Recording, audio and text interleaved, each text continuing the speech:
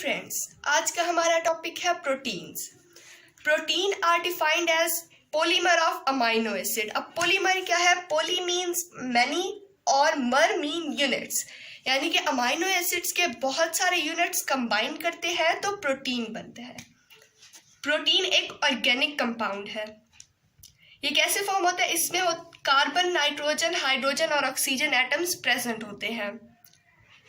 Number of amino acids same भी हो सकते हैं, डिफरेंट भी हो सकते हैं एक प्रोटीन में, यानी कि फ्यू अमाइनो एसिड्स जिसमें 4-5 अमाइनो एसिड्स कंबाइन करके प्रोटीन बना सकते हैं, या 3000 या इससे ज्यादा भी अमाइनो एसिड एक प्रोटीन में प्रेजेंट हो सकते हैं।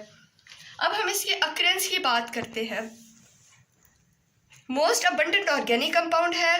ये फाउंड होता है इन ऑल सेल्स, तकरीबन सब सेल्स में, चाहे एनिमल सेल हो या प्लांट सेल, इनमें क्या होता है? प्रोटीन प्रेजेंट होती है।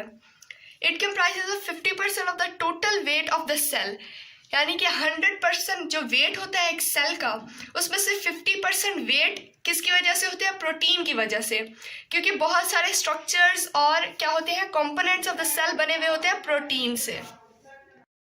अब हम फंक्शन ऑफ प्रोटीन की बात करते हैं। Number 1, enzymes are protein. Almost all the enzymes are proteinaceous in nature, made up of protein. Enzymes क्या करते हैं? किसी भी केमिकल रिएक्शन को कैटालाइज करते हैं या स्पीड अप करते हैं। तो हम इनडायरेक्टली कह सकते हैं कि प्रोटीन क्या करते हैं? सेल के मेटाबॉलिज्म को कंट्रोल करते हैं। Number 2, protein act as carrier. तकरीबन सारे प्रोटीन क्या है? हेल्प करते हैं ट्रांसपोर्टेशन में। एक सब्सटेंस को एक सेल से दूसरे सेल तक ट्रांसपोर्ट करने में प्रोटीन हेल्प करते हैं। कौन से सब्सटेंसेस? ऑक्सीजन, लिपिड या मेटल आयंस को ट्रांसपोर्ट करने में।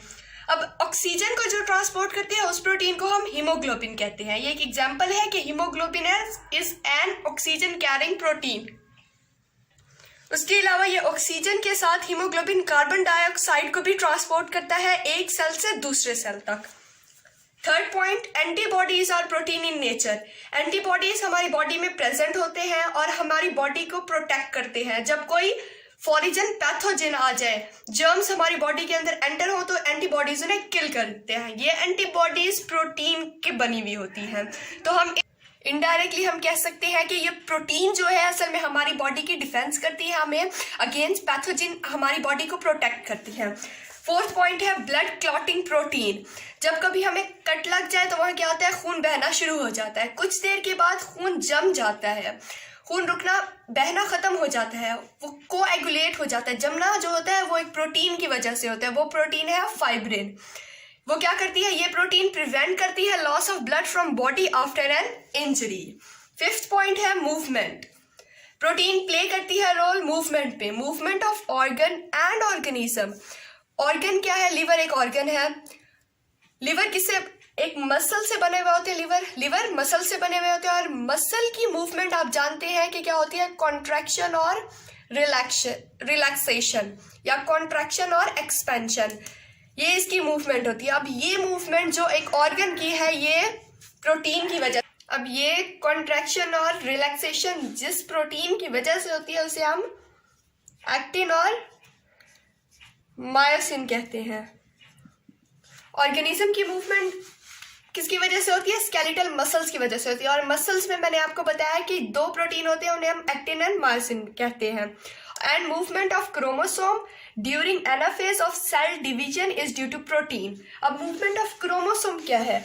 जब क्रोमोसोम ब्रेक होते हैं मेटाफेज प्लेट पर, और एक क्रोमेटिड एक रिस्पेक्टिव पोल की तरफ मूव करता है with the help of spindle fibre. Spindle fibre एक क्रोमेटिड को पुल करता है, जिसकी वजह से वो एक सेंट्रियोल या रिस्पेक्टिव पोल की तरफ मूव करते हैं। अब स्पिंडल फाइबर में प्रोटीन प्रेजेंट होती है, उसे हम ट्यूबुलिन प्रोटीन कहते हैं। एक्चुअली ये प्रोटीन हेल्प करती है in the movement of chromosome या क्रोमेटिड टुवर्ड्स अ रिस्पेक्टिव पोल। ये जो हेडिंग्स हैं,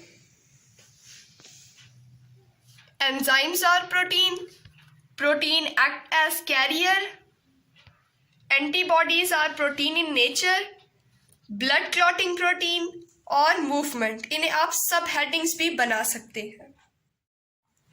Amino acids.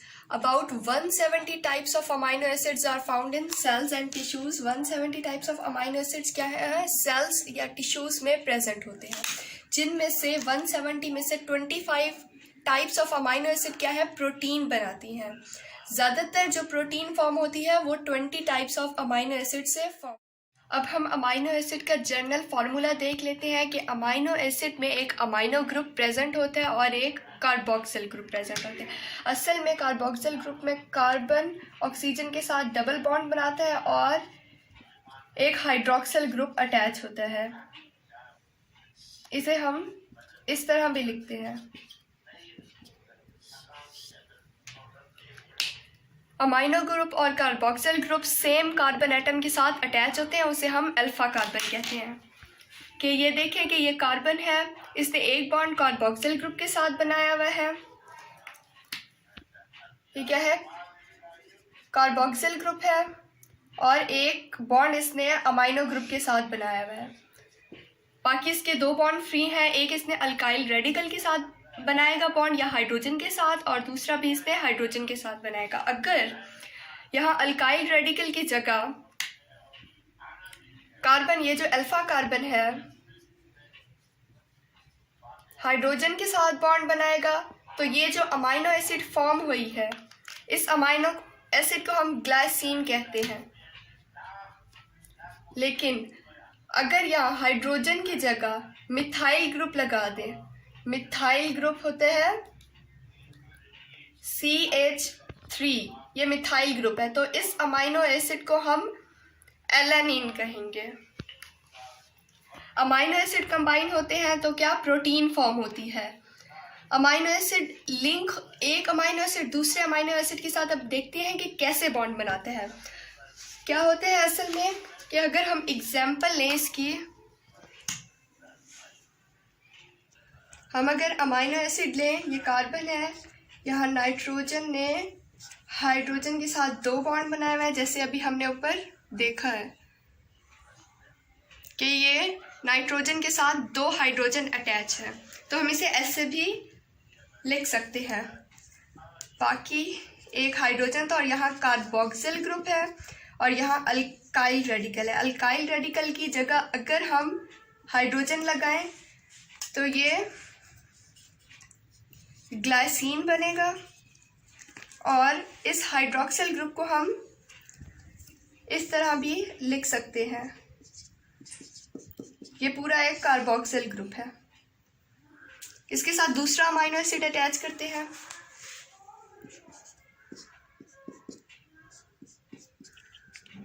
कार्बन, यहाँ अल्काइल रेडिकल, एच, और ये कार्बोक्सिलिक ग्रुप। अगर हम इस अल्काइल रेडिकल की जगह मिथाइल ग्रुप अटैच कर दें CH3, तो ये अमाइनो एसिड होगा एलानाइन। अब ये दो अमाइनो एसिड जब कंबाइन करेंगे तो एक प्रोटीन बनेगी। क्या होता है कि एक अमाइनो एसिड का हाइड्रोक्सिल ग्रुप रिमूव होता है और दूसरे अमाइनो एसिड का हाइड्रोजन, ये दोनों कंबाइन करेंगे और वाटर का मॉलिक्यूल एलिमिनेट हो जाएगा, बाकी इनकी बॉन्डिंग हो जाएगी कार्बन की नाइट्रोजन के साथ। यहाँ से हाइड्रोक्सिल ग्रुप रिमूव होगा और यहाँ से हाइड्रोजन एटम रिमूव होगा और कार्बन का एक बॉन्ड फ्री होगा और यहाँ से नाइट्रोजन का एक बॉन्ड फ्री होगा। ये आपस में बॉन्ड बना लेंगे और CN बॉन्ड होगा। इस बॉन्ड को पेप्टाइड बॉन्ड भी कहा जाता है। अब क्या है, नाइट्रोजन के साथ ये हाइड्रोजन के दो बॉन्ड थे, नाइट्रोजन कार्बन यहाँ से हाइड्रोजन के साथ अटैच है और यहाँ से हाइड्रोक्सिल ग्रुप रिमूव हो गया, तो यह कार्बन इस नाइट्रोजन के साथ बॉन्ड बनाएगा और नाइट्रोजन का एक बॉन्ड जो हाइड्रोजन के साथ ये बॉन्ड फ्री होगा और यहाँ से इसका एक बॉन्ड फ्री होगा, जबकि एक बॉन्ड इसका हाइड्रोजन के साथ होगा, तो ये हाइड्रोजन प्रेजेंट होगा, एक हाइड्रोजन, और बाकी ये नाइट्रोजन इस कार्बन के साथ अटैच है और ये CH3H और कार्बोक्सिल ग्रुप के साथ, ये एक पूरा कार्बोक्सिल ग्रुप है। इसे मैंने ऐसे लिख दिया है। अब ये क्या है, ये एक पूरा है प्रोटीन, इसे हम डाइपेप्टाइड कहते हैं क्योंकि ये दो अमाइनो एसिड से बन के मिला हुआ है। ये एक डाइपेप्टाइड है, इसका नाम है ग्लाइसिल एलेनाइन, क्योंकि ये ग्लाइसिन और एलेनाइन के कॉम्बिनेशन से फॉर्म हुआ है, इसीलिए इसे ग्लाइसिल एलेनाइन कहा जाता है। अब यहाँ से हाइड्रोक्सल और हाइड्रोजन कंबाइन करेंगे और ये वाटर का एक मॉलिक्यूल रिमूव हो जाएगा। अब हम फिर से रिव्यू करते हैं कि असल में होता ये है हाइड्रोक्सल ग्रुप ऑफ कार्बोक्सिल, ये पूरा कार्बोक्सिल ग्रुप है जिसमें ये hydroxyl group of one amino acid react with hydrogen of amino group. ये इस अमाइनो ग्रुप का हाइड्रोजन जो कि एक अदर अमाइनो एसिड का पार्ट है, रिएक्ट करेंगे तो क्या होगा, हाइड्रोजन एलिमिनेट होगा और ये रिजल्टेंट कंपाउंड प्रोड्यूस होगा, ये प्रोटीन है। अब ये देखिए, इस प्रोटीन के पास एक एंड में एक अमाइनो ग्रुप NH2 और एक कार्बोक्सिल ग्रुप अभी भी प्रेजेंट है, तो ये दूसरे अमाइनो एसिड के साथ कंबाइन करेगा जो फर्दर न्यू प्रोटीन फॉर्म होगी। If you like this lecture, don't forget to like, comment and share it, and please subscribe to my channel. Goodbye.